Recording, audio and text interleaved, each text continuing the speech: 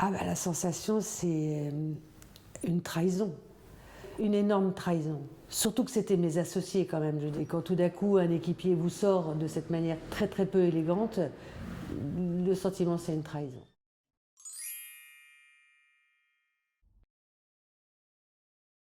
En fait, ce qui s'est passé, c'est que j'ai fait une école de commerce, puis par le truchement de mes stages, je suis arrivée dans la publicité, puis j'ai créé une agence de publicité qui est devenue une assez grande agence de publicité. Je vais être brève, mais l'année de mes 50 ans, on m'a fait comprendre, assez peu élégamment d'ailleurs, que j'avais 50 ans et que ce serait mieux de laisser la place à quelqu'un de plus jeune que moi et moi de me proposer un espèce de placard doré, mais qui n'était pas vraiment un placard, mais qui serait sûrement doré, enfin bref. Et ils se sont dit, je crois qu'ils étaient sincères, hein.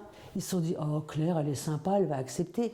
Et ma manière de me révolter, ça a été le lendemain de dire, ben écoutez, on ne va pas tergiverser, on ne va pas faire de placard doré, vous allez me licencier, ça va être plus simple. Et là, il y a eu cette phrase mythique qui résonnera toujours à mes oreilles, qui est ah, mais tu peux pas nous faire ça, on va se faire engueuler.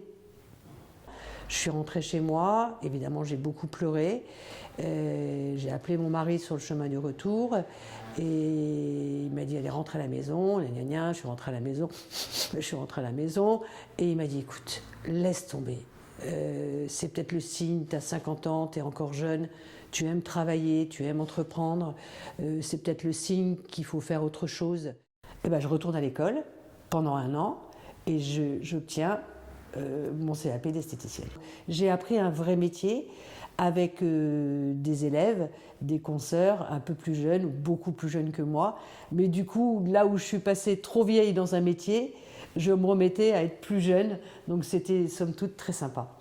Je suis la propriétaire des 5 instituts parisiens et à Aix et à Lyon, ce sont des franchises. Je n'emploie que des personnes qui sont en reconversion professionnelle. Alors bien sûr les franchisés, à Aix et à Lyon, elles avaient un autre métier avant. La plupart d'entre nous à Paris sommes en reconversion professionnelle. Et quand ce sont des toutes jeunes filles, en termes de recrutement, je fais toujours attention à ce qu'il y ait un accroche-cœur. Quelque chose qui fasse que la jeune fille soit différente. Par exemple, une d'entre nous fait des études de psycho en parallèle. L'enjeu, c'est de savoir si je vais aimer ça. Et j'ai aimé ça tout de suite. Cette transmission, c'est bête à dire, mais c'est une transmission d'énergie, quoi. C'est réel, il se passe vraiment quelque chose. Je suis visible.